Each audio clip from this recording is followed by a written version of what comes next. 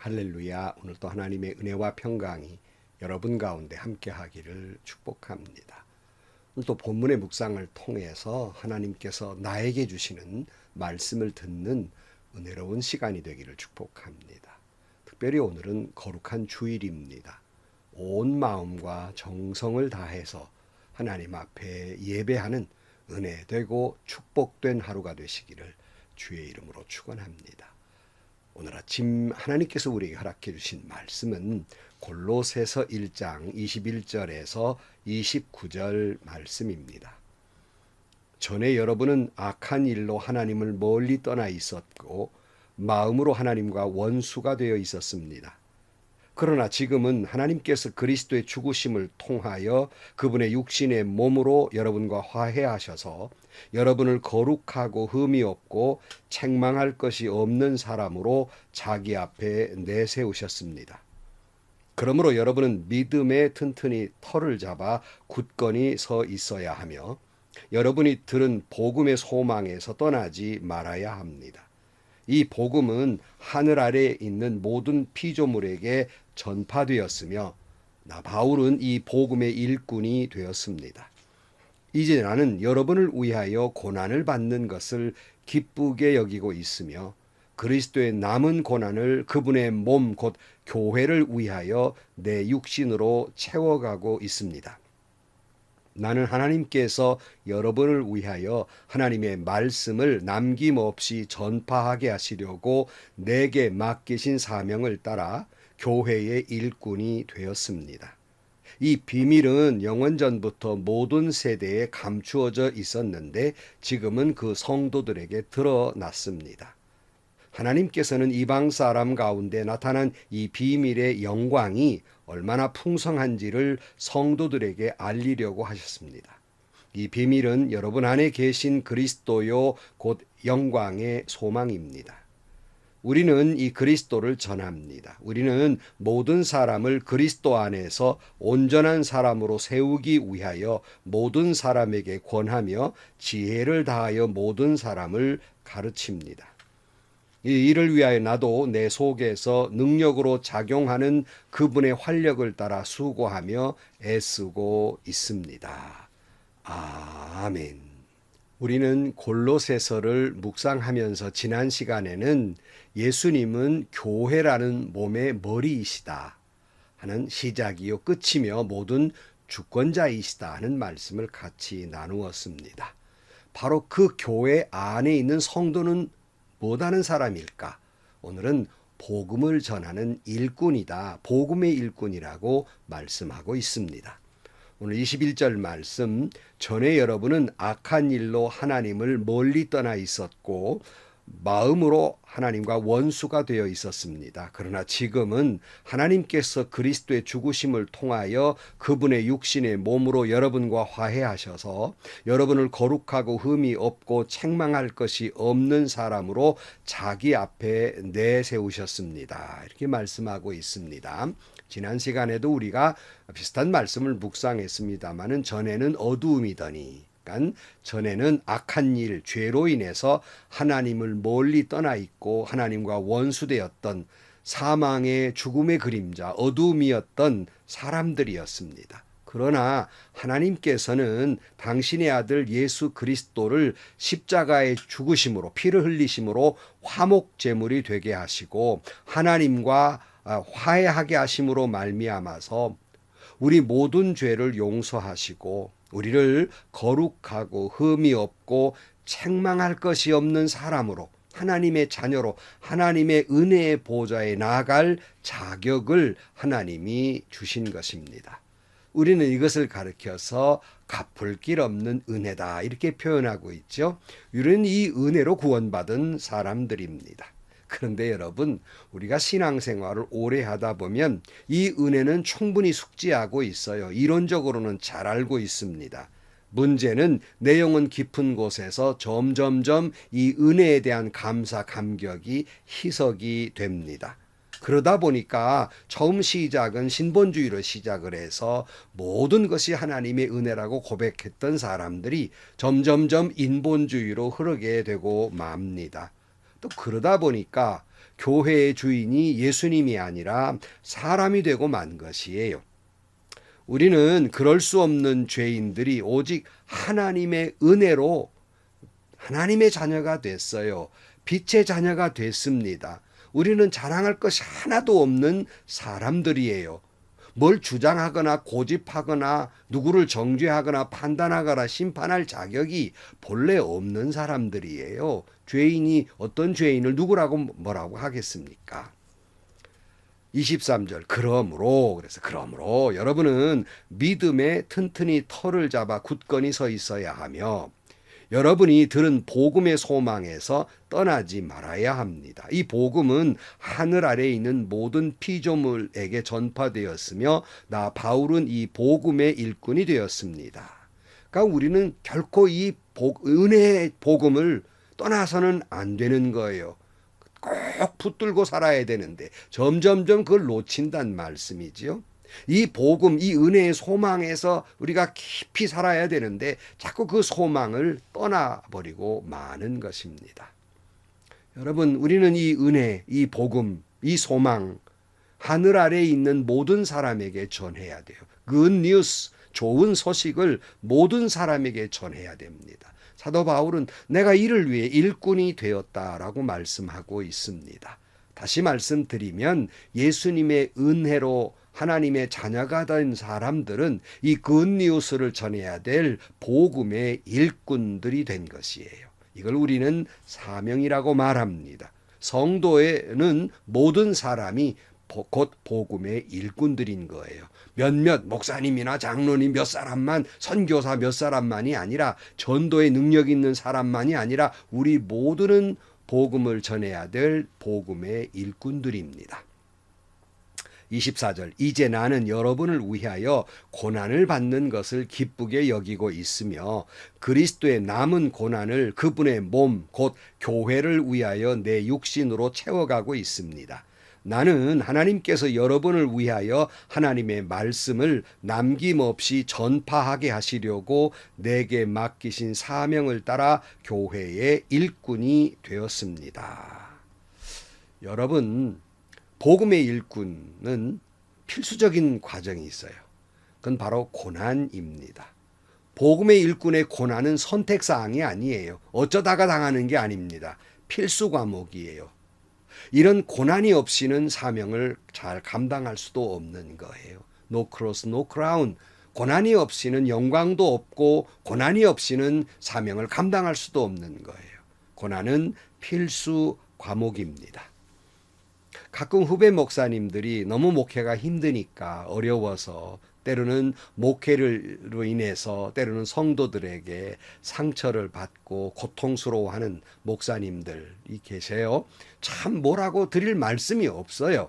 그러나 선배 목사로서 그분들을 때로는 위로하고 격려하는 입장에서 이런 말씀을 조심스럽게 합니다. 목사님, 우리가 목사가 된 것은 예수님 호산나 박수쳤던 그 순간을 따라가려고 했던 것이 아니라 예수님 골고다 언덕 십자가의 길을 따라가려고 목사가 된 것이 아니겠습니까? 처음 출발은 바로 그런 것이 아니겠습니까? 그런 거로 목회자들의 필수 과목은 고난입니다. 십자가입니다. 십자가 없이는 목사의 사명도 감당할 수 없는 것입니다. 십자가 없이는 영광도 없는 것입니다.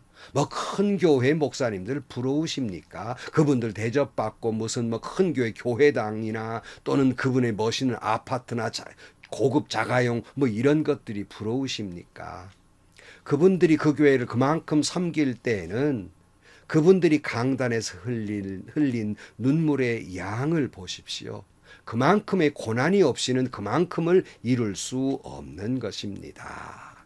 그래서 늘 그 많은 목회자들은 한결같이 너나 할 것 없이 고난은 필수 과정이에요. 그건 목사님들뿐만 아니라 복음의 일꾼은 당연히 영광의 길을 따라가는 사람이 아니라 골고다 언덕을 따라가는 사람들이란 말씀이에요. 그래서 저는 오늘 본문에 읽어드린 24절 말씀을 참 사랑합니다. 고난을 받는 것을 기쁘게 여기고 있으며 그리스도의 남은 고난을 그분의 몸 곧 교회를 위하여 내 육신으로 채워가고 있습니다. 그랬어요. 참 사도 바울은 훌륭한 분이라 고난을 기쁘게 여기셨는지 모르지만 저는 정말 부족한 종이기 때문에 정말 고난이 기쁘지 않아요. 너무 힘들고 상처받기도 하고 가슴을 쥐어짜는 듯 아픔과 나락으로 떨어지는 자존감을 경험하게 되었던 거예요. 절망하게 되었습니다. 그래서 저는 고난이 기쁘지 않습니다.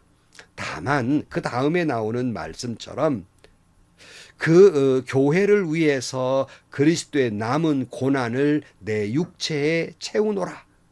그거라면 내가 고난은 기쁘지 않지만 주님과 내가 섬기는 교회를 위해서 이 고난을 받아야 한다는 것이라면, 이런 모욕과 수모와 상처를 받아야 한다면 그것은 내가 감당할 수 있겠다. 기쁘진 않지만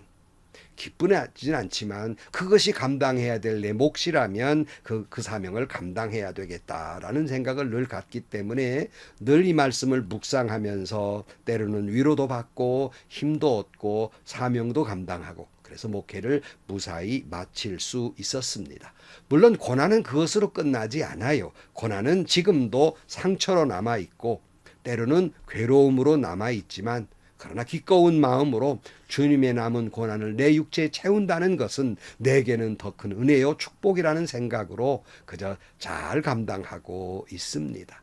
여러분도 그렇게 잘 감당하며 살아나가기를 축복합니다. 시편 119편 71절 말씀에 고난을 당하는 것이 내게는 오히려 유익하게 되었습니다. 그 고난 때문에 나는 주님의 율례를 배웠습니다. 주님께서 나에게 친히 일러주신 그 법이 10,000만 금은보다 더 귀합니다.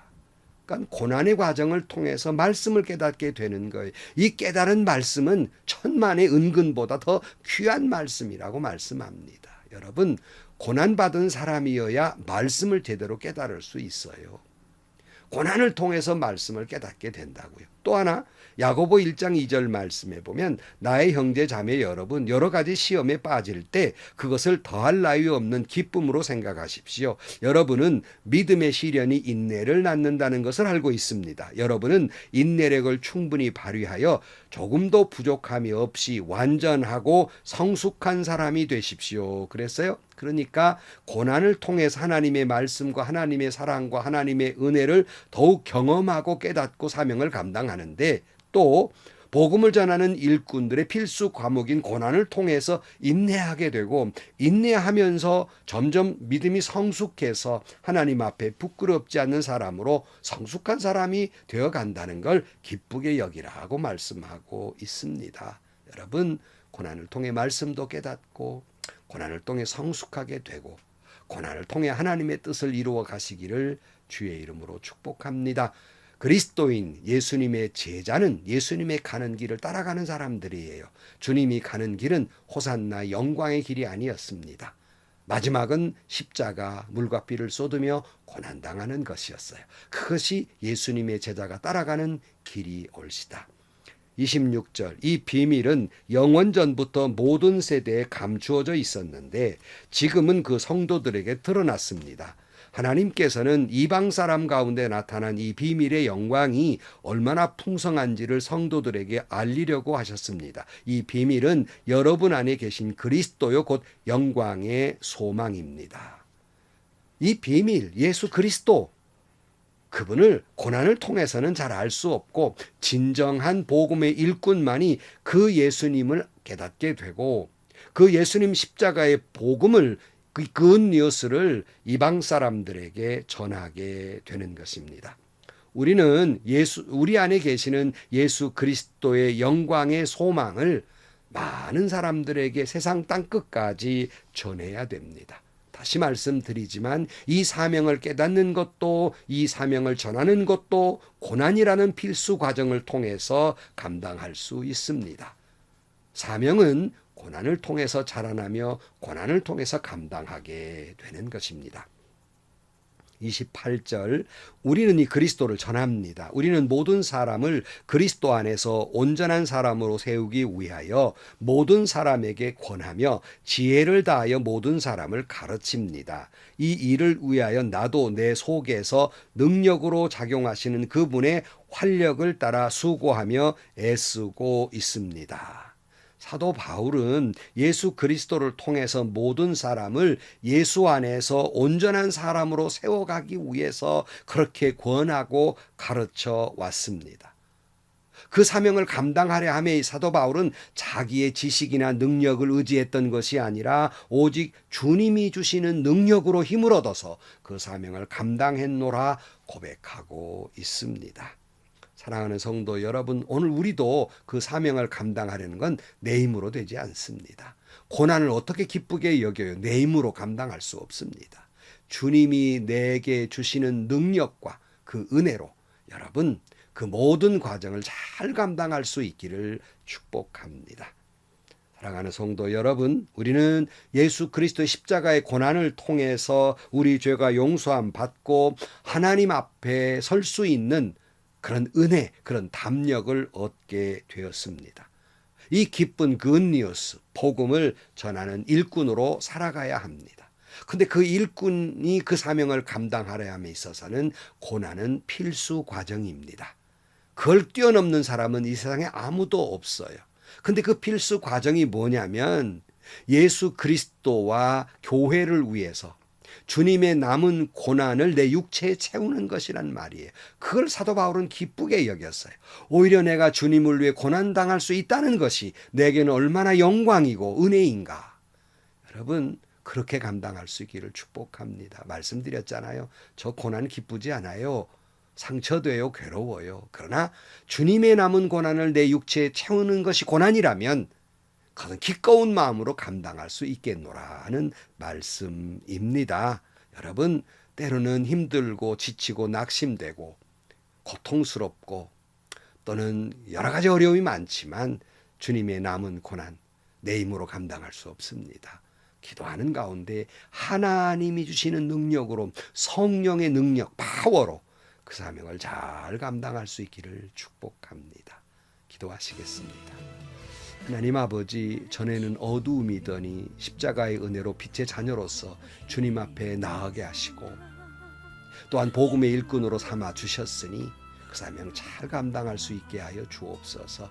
사명을 감당하려 함에 있어서 온갖 고난은 필수 과정이라고 말씀했고 시편 기자는 고난이 유익이라고까지 말씀하셨는데 저희들 그 고난의 과정을 통해 그 말씀도 깨닫게 하시고 사명을 잘 감당할 수 있도록 주님 도와주옵소서. 하나님 우리의 힘으로는 감당할 수 없으니 성령이여 내 안에 오셔서 십자가의 은혜를 깨닫고 그 사명을 감당할 수 있도록 도와주옵소서. 오늘 또 이 복음을 끌어안고 몸부림치는 모든 선교사님들과 오늘 또 교회 안에 섬기면서 몸부림치는 목회자들과 사명을 감당하는 모든 이들에게 하나님의 위로와 은혜와 능력으로 함께하여 주옵소서. 예수님의 이름으로 기도하옵나이다. 아멘. 여러분 어떻습니까? 고난이 기쁘십니까? 말씀 기쁘게 여기라고 말씀했는데 기쁘게 여기지 못하니까 기쁘게 여기라고 말씀하고 있는 거예요. 상처되죠, 힘들죠, 괴롭죠. 그렇지만 나 같은 죄인이 주님의 남은 고난에 동참할 수 있다는 이 사실 하나만으로도 우리는 은혜 아닙니까? 은혜로 생각하고 감당할 수 있기를 축복합니다. 그리고 오늘 또 땅끝까지 주님의 이 굿뉴스, 이 은혜를 땅끝까지 복음을 전하는 여러분들이 되시기를 축복합니다. 행복하시고요. 좋은 일이 가득한 하루가 되시기를 주님의 이름으로 간절히 축원합니다.